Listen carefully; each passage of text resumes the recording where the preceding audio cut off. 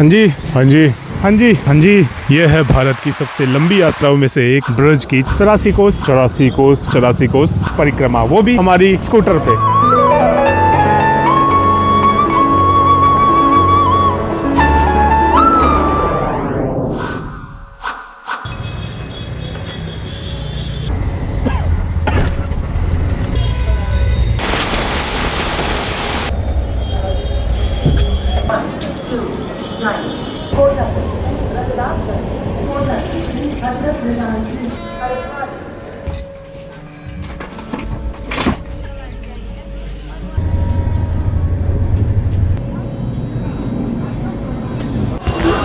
हाँ जी, नमस्ते, नमस्कार आप सभी को। स्वागत है आपका फिर से इस चैनल पे।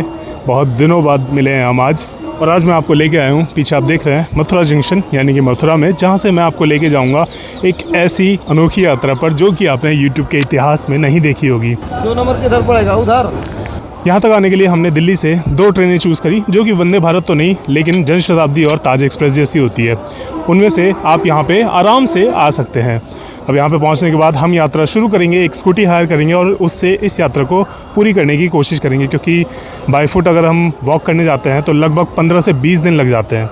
चलिए फिर यात्रा को शुभारंभ किया जाए यहाँ से, हमारी ब्रज की 84 कोस यात्रा, जो कि आपने कभी नहीं देखी होगी। चलिए शुरू करते हैं सबकी ब्लेसिंग्स के साथ, आइए।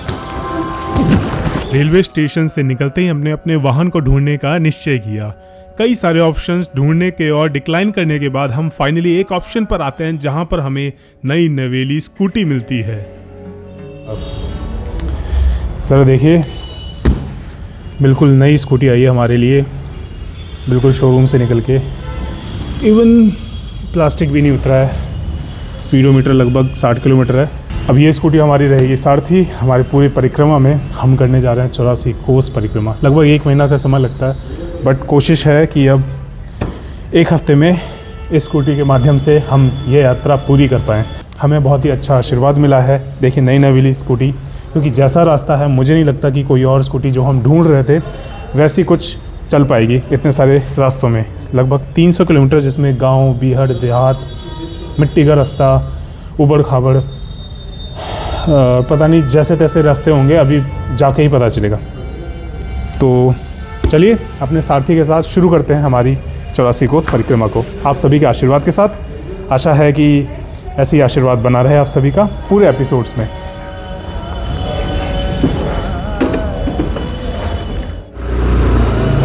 सारथी के साथ यात्रा शुरू करने से पहले हम मिले अपने पुराने मित्र ओम जी से, जो कि हमें शुभकामनाएं और 84 कोस परिक्रमा के बारे में कुछ बताने आए हैं।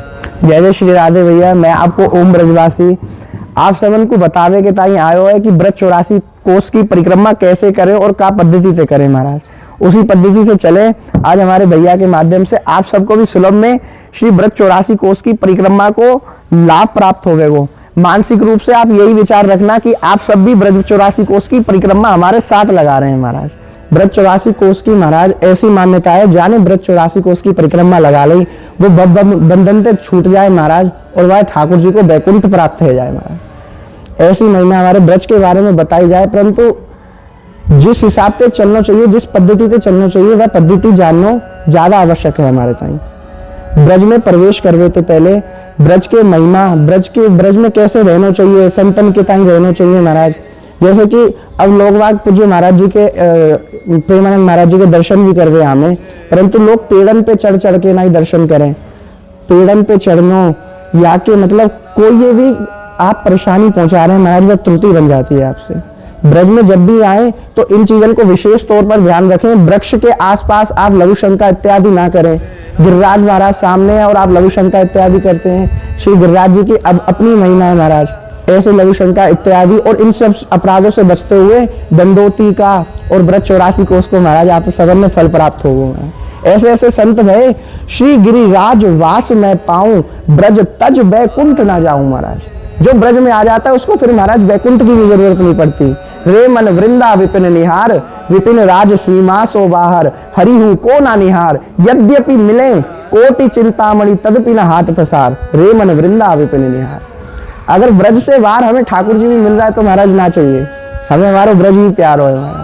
हमारे ब्रज में महाराज 4 प्रकार के मोक्ष मिले।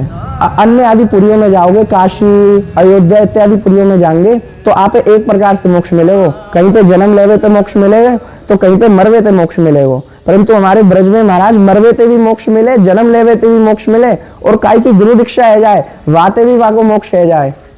तो श्री शिवजी जी, पार्वती जी शिवजी जी तो कह रही हैं महाराज ऐसे होवेगो तो लोग बाग चोरी डकैती शुरू कर देंगे और छिंदा छपेड़ी इत्यादि शुरू कर देंगे, तो उसका फल कैसे प्राप्त होगा महाराज?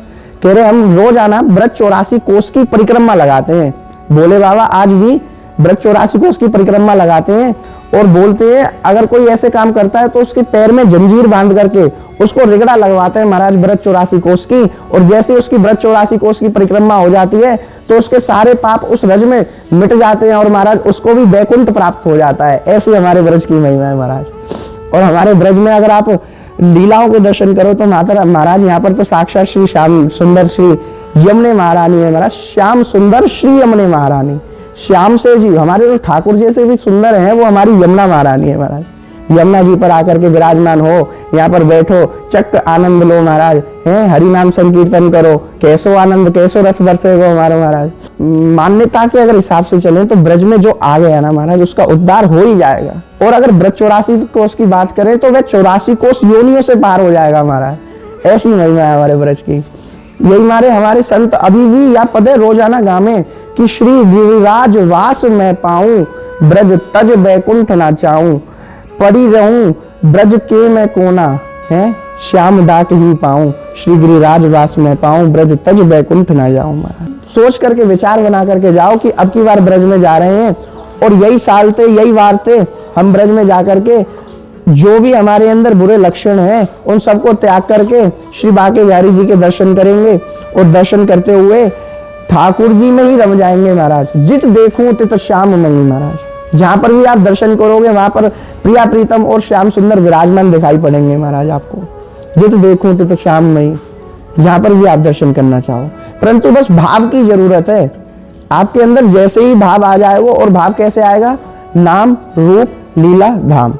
नाम का सुमरण करो केवल। पूज्य श्री प्रेमानंद महाराज जी अक्सर बोलते रहते हैं केवल राधा राधा राधा राधा राधा राधा राधा राधा रटोगे।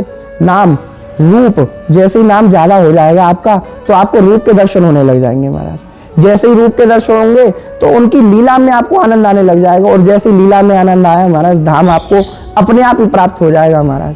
काफी सुलभ तरीका बता दिया है, या लेना या आज से ही प्रयोग में लियो महाराज। जय जय श्री राधे श्याम। अपने ब्रजवासी मित्र से शुभ कामनाएं लेके हम निकल पड़े हमारी 84 कोस यात्रा के सबसे प्रथम स्थान मथुरा में, जहां पर हम पहुंचे रंगेश्वर महादेव मंदिर पर। ब्रज के प्राचीनतम मंदिरों में से एक यह है रंगेश्वर महादेव मंदिर, जो कि लगभग 5500 वर्ष पुराना माना जाता है।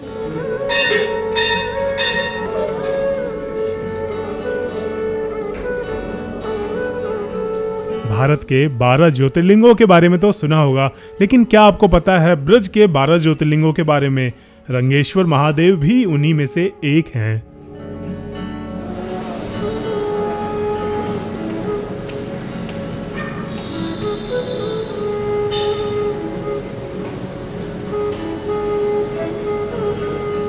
मंदिर दर्शन प्राप्त कर हम बढ़ चले विश्राम घाट की ओर, जिसके बीच में आता है होली गेट मार्केट, जहां जाकर हम बैठ जाते हैं बुलाकी चाय वाला के पास अपनी कॉफी पीने के लिए, जो कि वहां की सबसे स्पेशल चाय और कॉफी बनाते हैं। एक चाय लाल वाली। मजा आएगा। राधे राधे की चाय ब्रो। सुबह सुबह की कॉफी पीकर हम निकल ही रहे थे होली गेट मार्केट में कि हमें सर्वप्रथम मिलते हैं ओमा पहलवान कचौड़ी वाले, जो कि वहां पर सबसे फेमस कचौड़ी के विक्रेता हैं। यदि आप यात्रा में नहीं आ रहे, वैसे ही घूमने के लिए दर्शन करने के लिए आ रहे हैं, तो यहाँ ज़रूर आके एक बार कचौड़ी और जलेबी चखिएगा। और वहीं होली गेट के कोने पर स्थित है बनारसी पान भंडार, जहाँ का पान बहुत ही स्वादिष्ट रहेगा, जरूर चखिएगा। चलिए बढ़ते हैं हम अपने 84 कोस परिक्रमा की ओर। होली गेट के अंदर हम विश्राम घाट की ओर बढ़ ही रहे थे कि हमें एक बहुत ही सुंदर मंगनी माता मंदिर मिले, जहां पर हमने आशीर्वाद प्राप्त कर आगे की ओर बढ़ना निश्चय किया।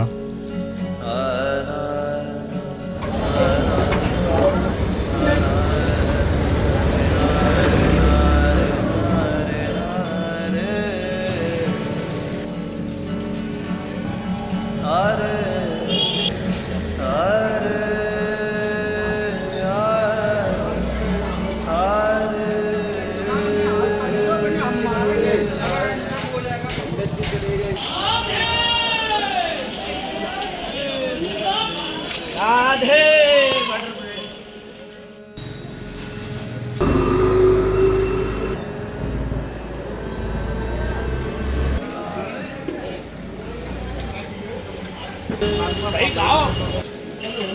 विश्राम घाट जस्ट पहुंचने ही वाला था मैं कि इतनी भीड़ खड़ी हुई दिखाई दी। मुझे लगा शायद कुछ बवाल हो गया है। बाद में पता चला कि ये तो रूपा कचौड़ी की दुकान निकली।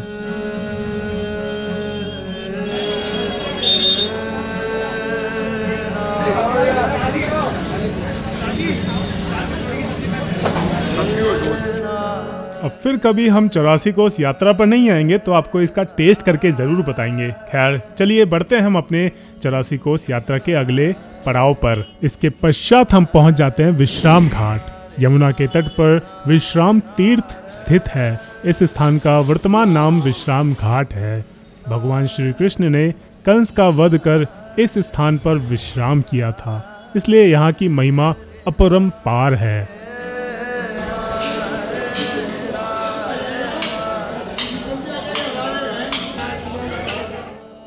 दिन के समय में कुछ ऐसा प्रतीत होता है विश्राम घाट, लेकिन यदि आप शाम को यमुना जी की आरती देखने आते हैं तो जो भव्यता आपको महसूस होगी वो कुछ इस प्रकार दिखाई देती है। व्रजजन प्रियतम बाल मुकुंदम राधा रमणम हरे हरे राधा ऊपर से पूछ के बंदर मोबाइल छूने ले जाएगा, ध्यान रखियो। ये हमको पसंद है। चिंता होने वाली है। जैसे मैं तो वाली वाली में है। अपने यार मारा कोई बंदर है तो नहीं आ रही है। केसर तिलकम कृष्ण वरणम। तो यह है हमारे पीछे यमुना मैया, जिनके आशीर्वाद से शुरू करेंगे हम हमारी 84 कोस की यात्रा को। आइए चलते हैं। केसर तिलकम कृष्ण वरणम यमुना जी का पूजा हरे हरे राधा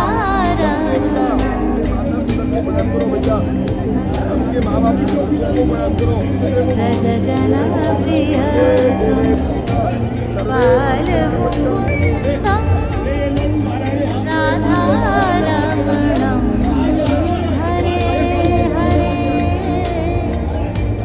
राधा रमणम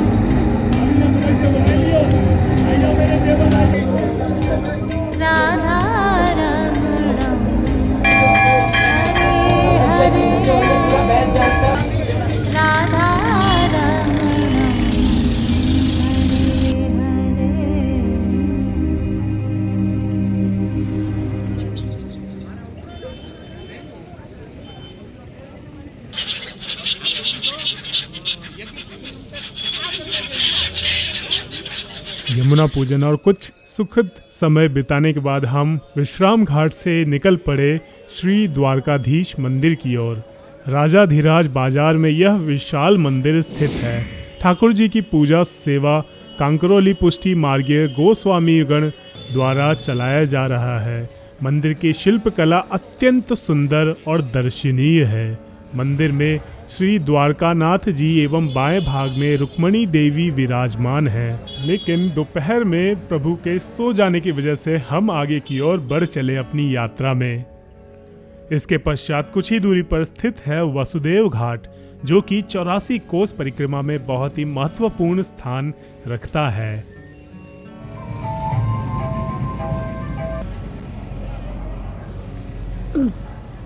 हमने लास्ट यात्रा कैलाश मानसरोवर की करी थी, जो कि हमने लगभग वहां पे जाकर समापन कर दिया था अपने आध्यात्मिक यात्राओं का।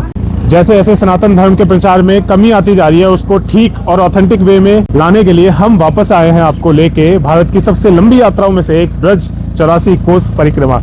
यहाँ से हम जाएंगे, अगले 7 दिन लगातार यात्रा करेंगे लगभग 300 किलोमीटर, जहाँ पे हम लेके जाएंगे आपको 12 वन, 24 उपवन, 20 कुंड और लगभग 20 से 25 गांवों से क्रॉस करते हुए हम करेंगे 84 कोस ब्रज परिक्रमा, वो भी हमारी स्कूटर पे।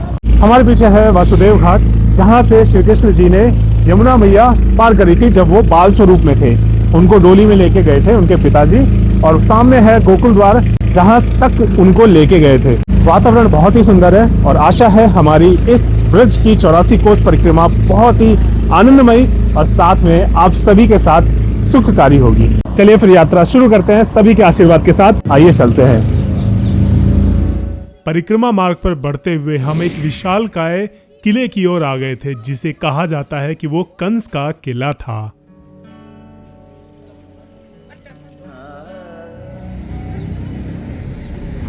आपको लग रहा होगा किसी एक आइलैंड पे बैठा हुआ हूँ मैं, लेकिन मैं अभी एक विशालकाय किले पे खड़ा हूँ। जरा पीछे देखिए। कंस किला के बारे में कहा जाता है कि इस महल का इतिहास महाभारत काल से भी पुराना है। कई लोगों का मानना है कि महाभारत काल में यह किला पांडवों के लिए एक विश्राम घर हुआ करता था। हालांकि इतिहासकार मानते हैं कि यह 16वीं शताब्दी में जयपुर के राजा मानसिंह द्वारा इस महल का पुनः निर्मित किया गया था।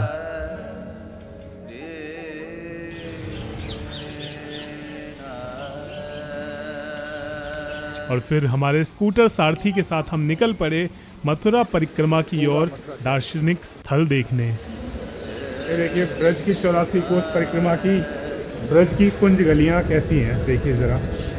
इतनी ज़्यादा ढलान है कि अगर मैंने ब्रेक छोड़ दिया तो स्कूटी रपटते हुए जाएगी। वहाँ से लगभग 4 से 5 किलोमीटर दूरी पर स्थित है बिरला मंदिर, जो कि हमारा अगला दार्शनिक स्थल है परिक्रमा मार्ग में। मथुरा वृंदावन के रास्ते पर बिरला मंदिर विराजित है। बिरला सेठ द्वारा यह मंदिर प्रतिष्ठित किया गया था।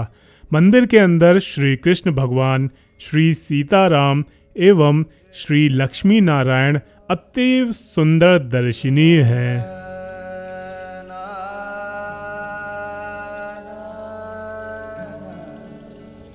वातावरण इतना शांत था कि मैंने एक कोना पकड़ा और कुछ देर आराम करने का निश्चय किया।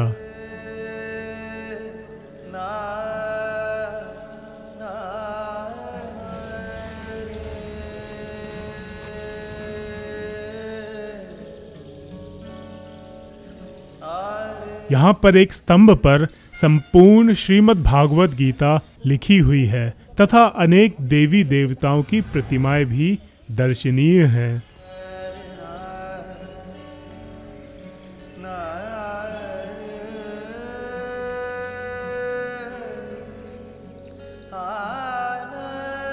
बिरला मंदिर के दर्शन कर और कुछ देर आराम कर हम वापस निकले हमारे अगले पड़ाव की ओर, जो कि है श्री कृष्ण जन्म स्थान।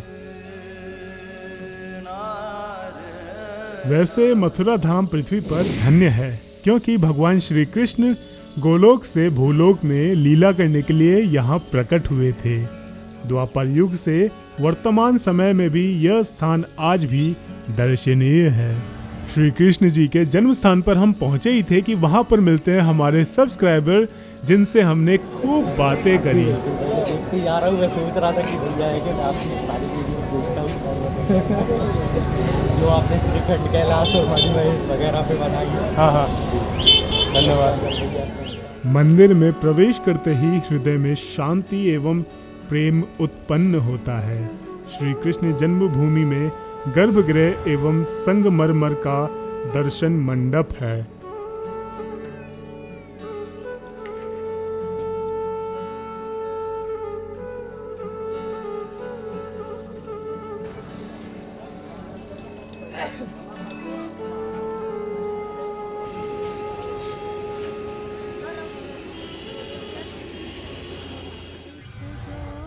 कंस ने जिस स्थान पर वसुदेव व देवकी को बंदी बनाकर रखा था, वह कारागार वर्तमान समय में भी दर्शनीय है। एक चमत्कार वाली बात यह भी है कि श्री कृष्ण जन्म स्थान वाले गर्भगृह के ऊपर निर्मित बरामदे की भित्ति में लगे मकराने के पत्थरों में भगवान श्री कृष्ण की बाल लीलाओं की अनेक छवियां उभर के आई हैं, जिन्हें देखने के लिए दर्शनार्थियों का तांता लगा रहता है। अंत समय आनंद मिले मोहे, अंत समय आनंद मिले मोहे, बस वेणु के रस को मेरो मन वृंदावन में। श्री कृष्ण जन्म स्थान के दर्शन प्राप्त कर हम बढ़े आगे श्री केशव देव मंदिर की ओर और पोत्रा कुंड की ओर। श्री कृष्ण जन्मभूमि के निकट ही स्थित है यह मंदिर श्री केशव देव मंदिर। कहा जाता है कि जिस व्यक्ति ने मथुरा में विराजमान श्री केशव देव जी मंदिर की प्रदक्षिणा की है, उसने सप्तद्वीप की ही प्रदक्षिणा की है। इस जन्म तथा अन्य जन्मों में किए गए समस्त पाप केशव देव जी का संकीर्तन करने से ही तुरंत क्षय हो जाते हैं। इस जोगन के तुम हो साजन। और फिर आते हैं हम पोत्रा कुंड की ओर। श्री कृष्ण जन्मभूमि के निकट पोत्रा कुंड नाम से एक विशाल कुंड स्थित है। श्री कृष्ण की माता जी ने उनके वस्त्र, उपवस्त्र आदि इस कुंड पर धोए थे, इसलिए इस कुंड का नाम पोत्रा कुंड पड़ा। कुंड में आचमन आदि अवश्य करना चाहिए। अंत समय आनंद मिले मोहे, बस वेणु के रस को मेरो मन वृंदावन में अट। और फिर कुछ क्षण शांति में बैठकर मैं बिता ही रहा था कि वहां पर आता है एक छोटा सा बालक, जिससे कुछ इस प्रकार हमारी बातें हुई। साइड पे रख दो या बंडल ले जाएगा। नहीं, साइड पे रख लो। आप कहाँ पे जाओगे? अब भूतेश्वर से देखता जहाँ पे प्रभु देखता। कहाँ किया वो? मैं कहीं का भी जहाँ जाता हूँ वहीं का हो जाता हूँ। और फिर इतने बातें ही कर रहे थे, हमने कहा चलो इनसे तिलक चंदन लगवा ही लेते हैं।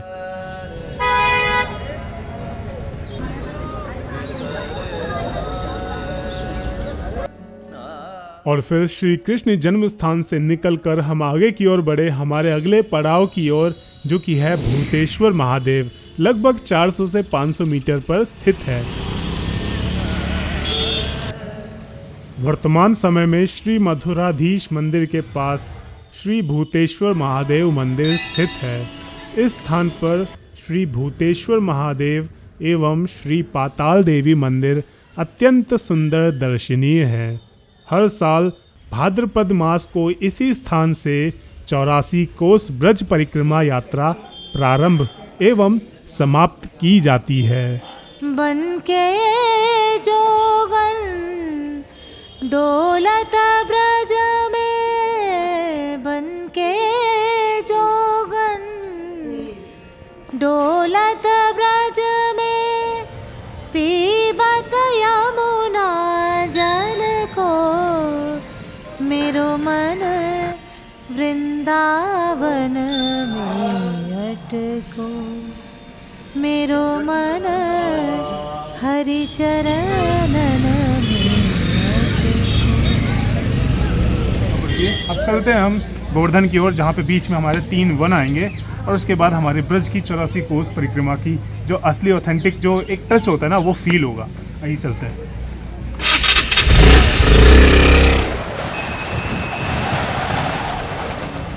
चौरासी कोस ब्रज मंडल परिक्रमा में अगला हमारा पड़ाव होना है मधुवन, जो कि आज के समय में जिसे माहौली कहा जाता है।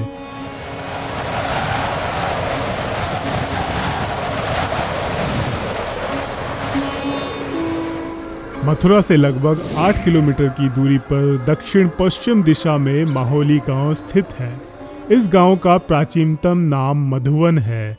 यह वन 12 वन में से सर्वोत्तम एवं प्रथम है। गांव के पूर्व दिशा में ध्रुव टीला स्थित है। इस टीले पर ध्रुव जी ने भगवान की कठोर तपस्या की थी। इस कारण इस टीले पर श्री ध्रुव जी की अति सुंदर मूर्ति दर्शनीय है। गांव के अंदर मधुकुंड स्थित है।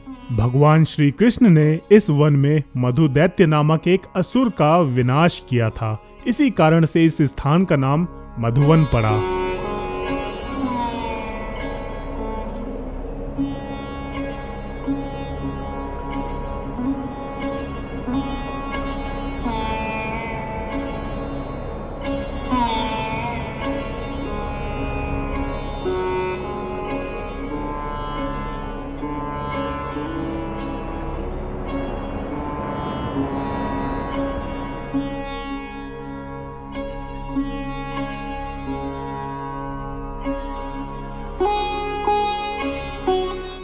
मौसम इतना ज़्यादा यहाँ पे फॉगी और वेदर इतना ज़्यादा डेंस फॉग के साथ है कि यहाँ पे थोड़ा सा भी कुछ विजिबल नहीं हो पा रहा।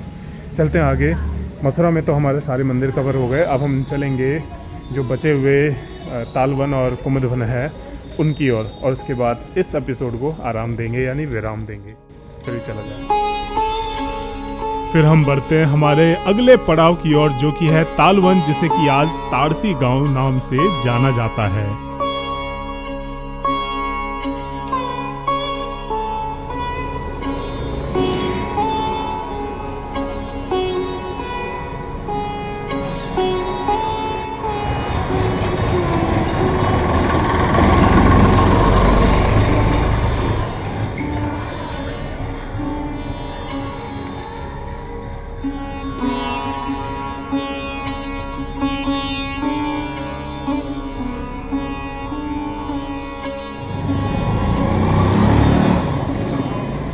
मधुवन से लगभग 6 किलोमीटर दक्षिण दिशा में ताड़सी गांव स्थित है। इस गांव का पुरातन नाम तालवन है।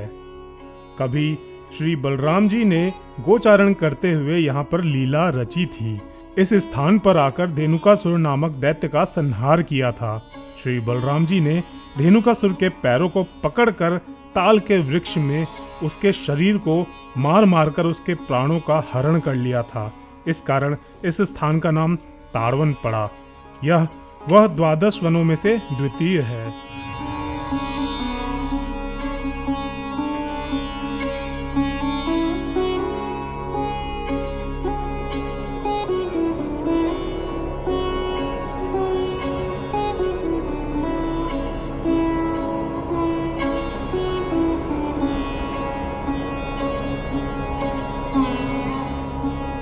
तालवन के बाद हम निकल पड़े हमारे अंतिम आज के पड़ाव की ओर, जो कि है कुमुदवन।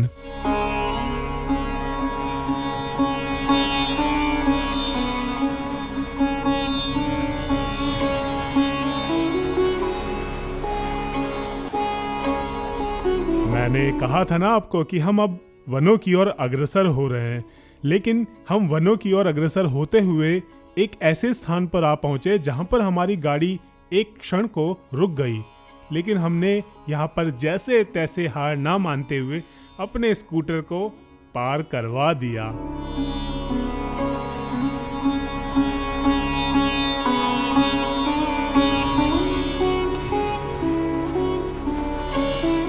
जिसके बाद फाइनली हम पहुंच गए आज के अंतिम डेस्टिनेशन कुमुदवन बिहारी मंदिर पर। तालवन से लगभग 2 से 3 किलोमीटर उत्तर पश्चिम दिशा में कदरवन, जिसे कि पहले कुमुदवन कहा जाता था, वह स्थित है। इस गांव का प्राचीन नाम कुमुदवन है। इस गांव में कुमुद कुंड, श्री कपिल देव जी का मंदिर एवं श्री बल्लभाचार्य जी की बैठक स्थित है। कुमुद कुंड चारों तरफ से खिले हुए कुमुद फूलों से सुशोभित है। भौरे सदैव उन फूलों से रसास्वादन हेतु उसके चारों ओर विराजमान रहते हैं। वन के अंदर विभिन्न प्रकार के वृक्ष तथा कुंडादि स्थित हैं। श्री कृष्ण बलराम और अपने सखा सहित इस वन में हमेशा नित्य नए खेल खेलते रहते हैं। इसी कारण इस वन का नाम कुमुदवन पड़ा। तो ये था हमारा श्री श्री 84 कोस ब्रजमंडल परिक्रमा का पहला अध्याय, जिसमें हमने आपको मथुरा में परिक्रमा करवाई, मथुरा के दार्शनिक स्थल करवाए और साथ में 3 वनों के भी दर्शन करवाए, जिसमें हमने पूरे दिन में कुल मिलाकर 20,000 स्टेप्स भी किए अपने सारथी के साथ। चलिए अब आज्ञा दीजिए, मिलते हैं आपसे अगले एपिसोड में। तब तक के लिए धन्यवाद, नमस्कार, शंभु, जय श्री कुंज बिहारी हरिदास। अगले अध्याय में आप देखेंगे 84 कोस परिक्रमा में ऐसे कुंड को जो कि आप गोवर्धन परिक्रमा में मिस कर देते हैं। अभी तक आपने यहाँ पे बंदरों का खौफ सुना होगा। जिसके बाद हम गोवर्धन परिक्रमा लगाएंगे और उसके बाद राजस्थान बॉर्डर क्रॉस करते हुए राजस्थान में प्रवेश करेंगे।